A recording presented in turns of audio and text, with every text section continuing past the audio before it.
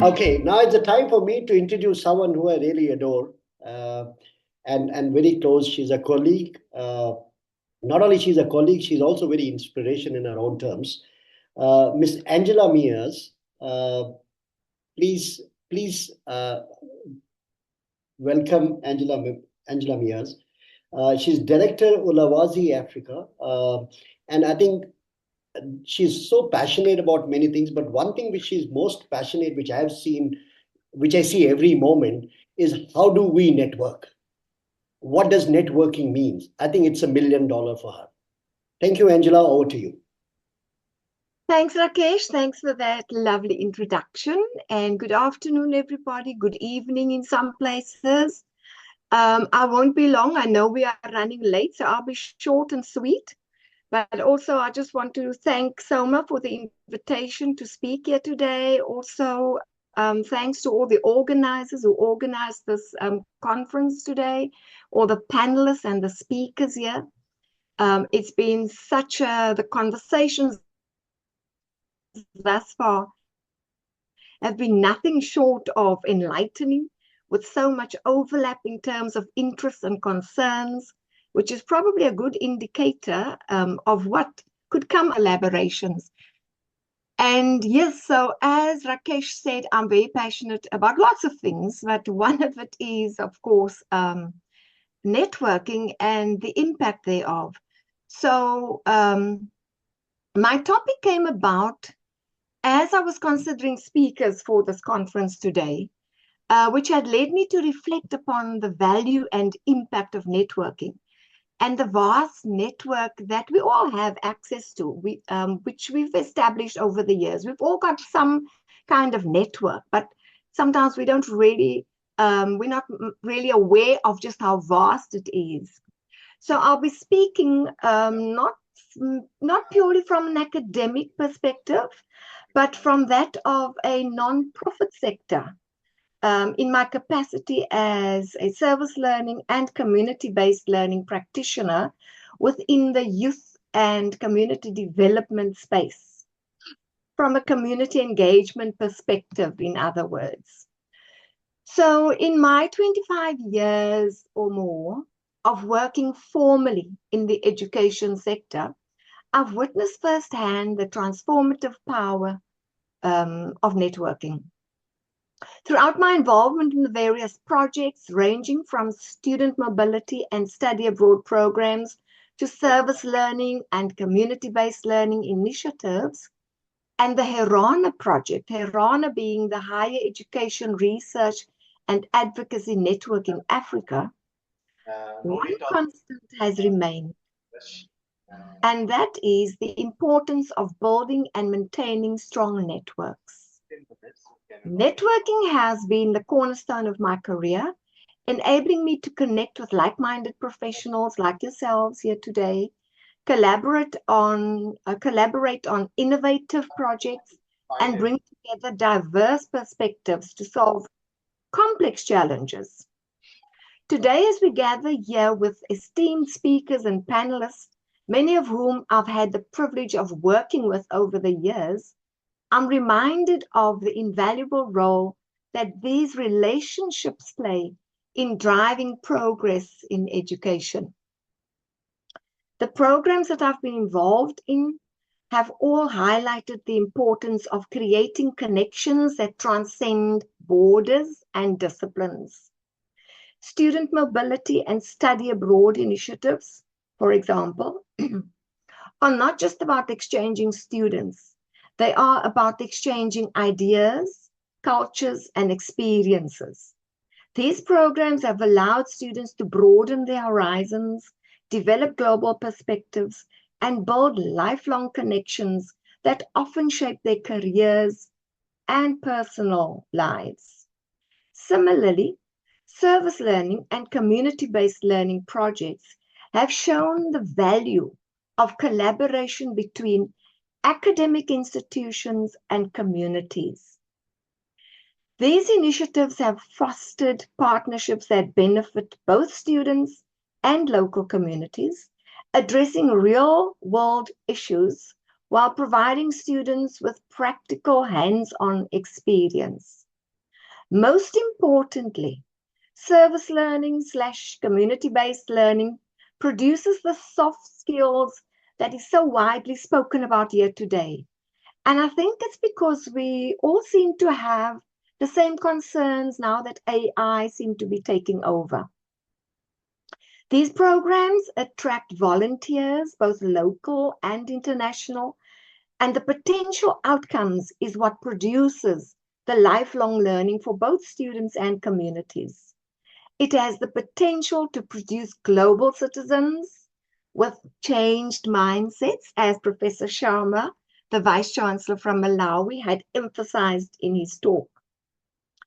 It is this link between institutions of higher learning and communities that is invaluable and needs to be carefully and mindfully nurtured, for it is in this space that true lifelong learning takes place and where humanity can flourish and be preserved in this fourth industrial revolution era.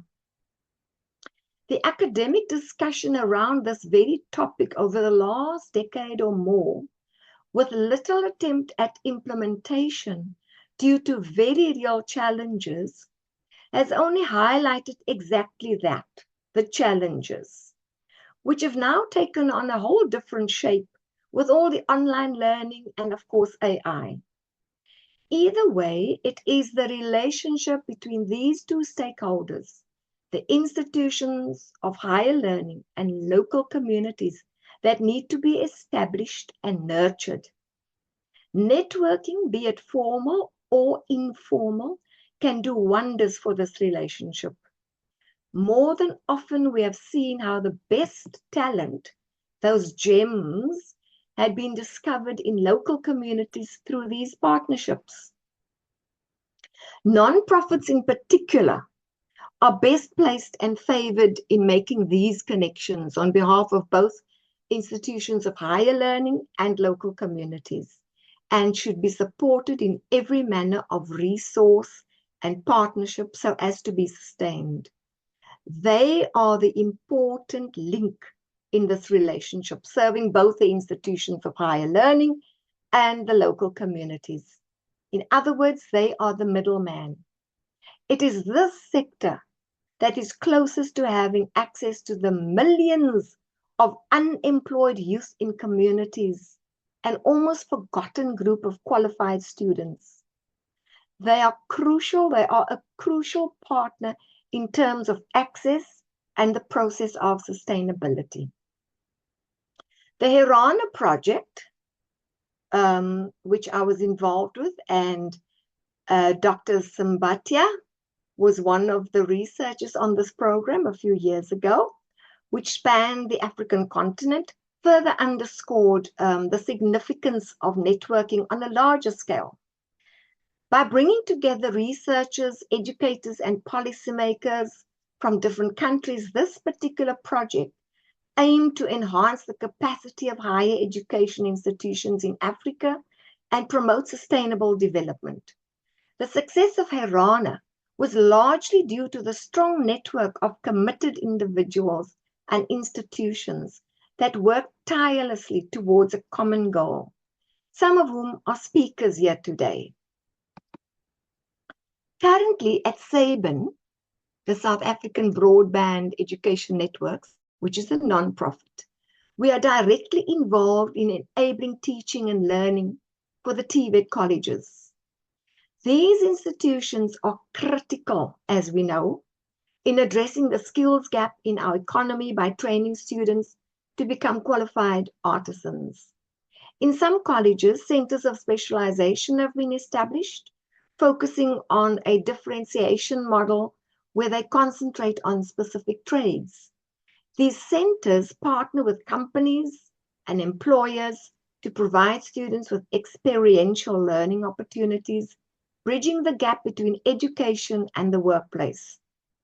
This is, in my opinion, best practice because I have seen firsthand the value of experiential learning through the many service learning and community-based learning programs that I've managed over the years. Networking plays a crucial role in the success of these centers of specialization. By establishing strong partnerships with industry, these centers can ensure that their training programs are aligned with the needs of the job market and that students gain the practical experience they need to thrive in their chosen fields. A platform such as GenuineIN can do wonders for both the TVET sector and businesses.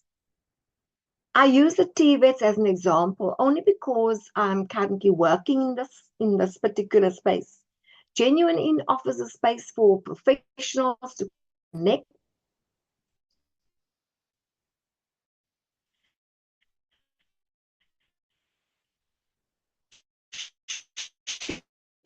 platform. We can strengthen the links between education and industry, ensuring that our students are not only trained, but also connected to potential employers and mentors. So as I conclude, I'd like to thank especially those speakers from my network who were on this platform today for your time and your input.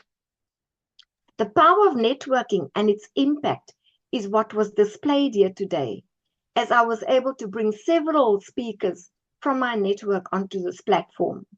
Your expertise and insights are invaluable, and I'm extremely grateful for the chance to work with such a talented group of individuals like yourself, and also to have met everybody else on the program today. Once again, thanks, Soma, for inviting me to participate in the discussion and for introducing us to the GenuineIN platform. Thanks also to Rakesh and Vivian Naidu. They were both moderators today, for introducing me to Soma and to GenuineIN. In conclusion, networking is not just about making connections.